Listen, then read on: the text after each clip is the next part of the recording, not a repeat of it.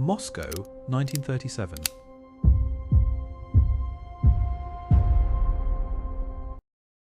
A van pulls into a courtyard behind Lubyanka prison. The engine is cut. The courtyard is enclosed on three sides by the prison walls. The fourth side is a blank internal building with no windows facing inward. A man is brought out of the building. His hands are bound behind him.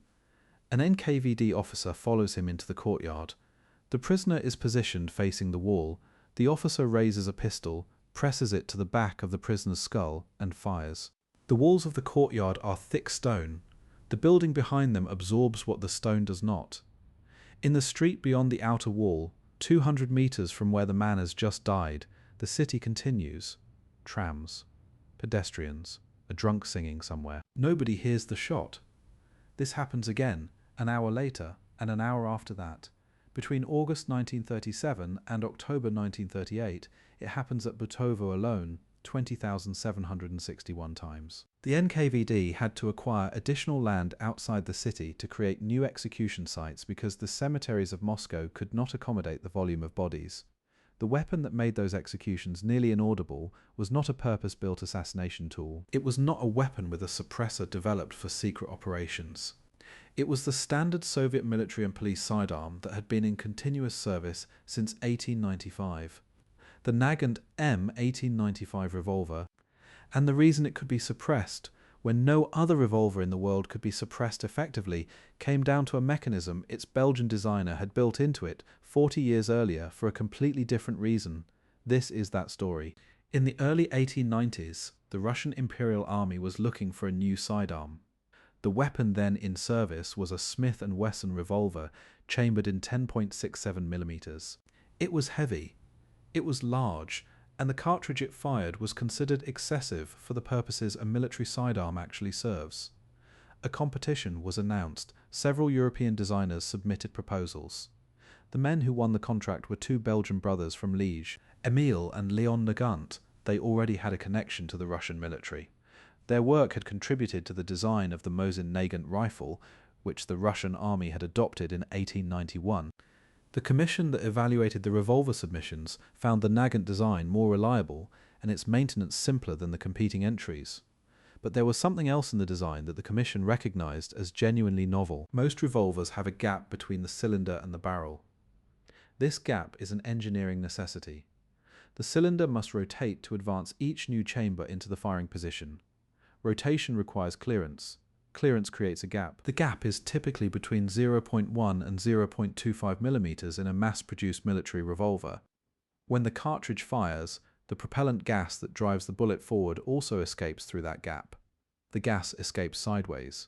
It creates a flash visible from the side. It reduces the pressure behind the bullet, which reduces muzzle velocity, and it creates a path for sound to escape in a direction perpendicular to the barrel. Every revolver designer in history had accepted this gap as an unavoidable feature of the mechanism. You could minimize it, you could not eliminate it. Leon Nagant eliminated it. The mechanism he designed works in two stages simultaneously. When the shooter cocks the hammer of the M1895, the cylinder does two things at once. It rotates to advance the next chamber into the firing position, as every revolver does. And it moves forward along the axis of the barrel, approximately 3mm, closing the gap between the front face of the cylinder and the rear face of the barrel entirely. At the moment of firing, the cylinder is in contact with the barrel. There is no gap. The cartridge makes this seal complete. The 7.62 by 38mm round, designed for the Nagant, has an unusual case. The bullet sits recessed inside the case, rather than protruding beyond it. The front of the case extends forward of the bullet nose. When the cylinder moves forward, this extended case mouth enters the forcing cone at the rear of the barrel. When the cartridge fires, the case expands outward into the forcing cone and fills any remaining microscopic gap between the cylinder and the barrel with brass. The seal at the moment of firing is complete. No gas escapes sideways, no flash appears at the cylinder gap. The sound of the shot exits through the barrel, and the barrel only Leon Nagant was not thinking about suppressors when he designed this. The suppressor had not yet been invented. His goal was efficiency. By sealing the cylinder gap, he recovered the propellant gas that other revolvers wasted and directed it entirely behind the bullet. The result was a modest increase in muzzle velocity, approximately 15 to 45 meters per second, faster than the same cartridge would achieve in a conventional revolver. But the consequence of eliminating the cylinder gap was something no other revolver could offer. A conventional revolver cannot be effectively suppressed. The suppressor fits on the barrel. It captures and cools the gas exiting the muzzle. But the gas also escapes through the cylinder gap loudly in all directions, entirely bypassing the suppressor. The suppressor reduces muzzle blast by perhaps 20 to 30%. The cylinder gap noise remains. The result is a suppressed revolver that is still clearly audible as a gunshot. A Nagant M1895 with a suppressor attached is a different situation entirely. The gas seal means there is only one exit point for the propellant gas: the barrel. The suppressor captures that gas, cools it, and releases it at a pressure close to ambient. The result is a weapon that, at moderate range, produces a sound described by the people who have tested suppressed examples as closer to a firm handclap than a gunshot. Inside a building with thick walls, the sound does not carry. The Russian Imperial Army adopted the Nagant M1895 on May 13, 1895, by decree of Tsar Nicholas II. Initial production ran from the Nagant factory in Liege from 1895 to 1898. Russia then purchased the manufacturing rights and moved production to the Tula Arms plant, where it continued until 1945. The Izhevsk mechanical plant produced additional units from 1941 to 1945 as wartime demand required. Approximately 2 million Nagant revolvers were manufactured in total. The weapon that entered Russian imperial service in 1895 would outlast the empire that adopted it, the ideology that replaced it, the war that nearly destroyed it, and the state that inherited it. If you're finding this examination of Soviet weapons engineering of interest, subscribing to the channel helps ensure you do not miss the next one. The Soviet state that took power after the revolution of 1917 found the Nagant already in service and kept it. The Tokarev TT-33 semi-automatic pistol entered service in the 1930s and took over the primary military sidearm role. The Nagant was not retired. It was reclassified. Security forces, political officers, NKVD personnel, and rear echelon troops continued to carry it. And the NKVD found a specific use for the gas seal mechanism that Leon Nagant had never intended. The Great Purge of 1937 and 1938 was the largest political violence operation in Soviet history to that point. Stalin, working through NKVD chief Nikolai Yezhov, ordered the elimination of perceived enemies across every sector of Soviet society. Party members, military officers, industrial managers, intellectuals, foreign nationals living in the Soviet Union, people who had the wrong family connections, the wrong biography, or simply the wrong surname, the process was systematized.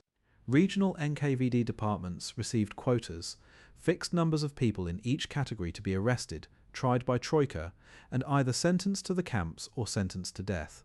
The Troika proceedings took minutes. The sentence was announced. The documentation was signed. The prisoner was transferred to an execution facility. The executions had to be quiet.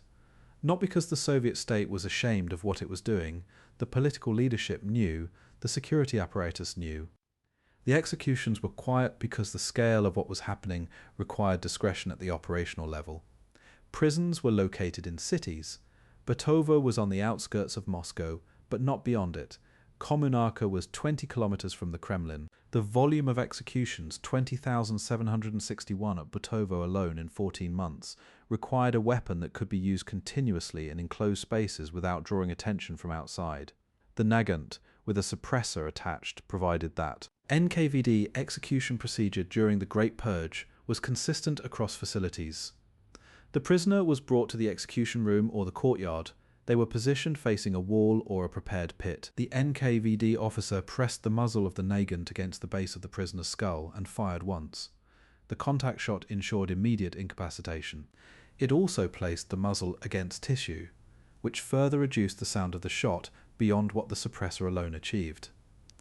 The suppressor that was not needed for silence outside the room was needed for silence inside the building. The thick stone walls of Lubyanka and the enclosed courtyards of the execution sites at Butovo and Kommunarka were not soundproof. A standard pistol fired inside a stone-walled space produces an echo that carries considerably further than the shot itself. The suppressed Nagant reduced that echo. The men and women walking past the outer walls of Lubyanka on Dzerzhinsky Square, as they did every day, heard nothing from within. The families of the people being executed inside were told the sentence had been 10 years of camp imprisonment without the right of correspondence. This formula was standard. It prevented families from knowing their relatives were dead. It prevented them from mourning publicly. It prevented the accumulation of grief that might produce organized resistance. Many families waited years for letters that never came. Some waited until 1956, when Khrushchev's de-Stalinization speech began to make some truth available. Some waited longer than that. The records of who was executed and where were classified. Butovo and Kommunarka were not identified as execution sites publicly until decades after the Soviet collapse. The Orthodox Church has since canonized a number of those killed at Butovo as martyrs. The site now has a church built on it. The Nagant revolver that was used in these executions was not a weapon designed for this purpose. It was designed to be a service sidearm for a military that needed something reliable, simple, and accurate to 50 meters. Its gas seal mechanism was designed to increase muzzle velocity by directing propellant gas more efficiently. The fact that the gas seal also enabled suppression was, from Leon Nagant's perspective in 1895, irrelevant. Suppressors did not exist yet. The American inventor Hiram Percy Maxim patented the first commercially successful firearm suppressor in 1908, 13 years after the Nagant was adopted by the Russian army. By the time suppressed weapons became a consideration for security services, the Nagant was already in service and already had, by accident of engineering, the one property that made suppression on a revolver actually work. The weapon's service life extended far beyond any reasonable design expectation. The Tokarev partially replaced it in the 30s. The Makarov pistol formally replaced it as the primary military sidearm in 1952. The Nagant remained in secondary service. Soviet postal security used it for internal security work. Soviet court bailiff services carried it for prisoner escort duties. These are not historical assignments from the Soviet period. Russian postal security carried the Nagant M1895 until 2003. Russian court bailiff services carried it until 2009. A weapon adopted by the Russian Imperial Army in 1895 was still in active government service in Russia in 2009. 114 years of continuous service through the fall of the Tsar, through the Revolution, through the Civil War, through collectivization, through the Purges, through the Second World War, through the Cold War, through the Soviet collapse, through 2 decades of the Russian Federation. The gas seal mechanism that Leon Nagant designed to extract a few additional meters per second of muzzle velocity had one other consequence that he could not have anticipated. It made the Nagant the quietest weapon available to the men who were making the Great Purge inaudible. And it made it quiet in a way that no other revolver in history, before or since, has achieved. Every other revolver has a cylinder gap. The gas escapes. The suppressor is defeated before it begins. The physics of a rotating cylinder require clearance, and clearance requires a gap. Leon Nagant closed the gap. He did it for efficiency. The Soviet state used it for something else entirely. The weapon that carried a Belgian engineer's solution to a ballistic inefficiency from Liège to the courtyard behind Lubyanka is in museums now. Some are in private collections. Some are still in the hands of collectors across Eastern Europe and the former Soviet republics, where they turn up in estate sales and army surplus depots and the attics of old apartments. The mechanism still works on every one of them. Cock the hammer. The cylinder rotates. The cylinder moves forward 3 millimeters. The case mouth enters the forcing cone. The gap closes. The gun that could be silenced when no other revolver could be silenced, built in Belgium, used in Russia, for 50 years of empire, revolution and terror,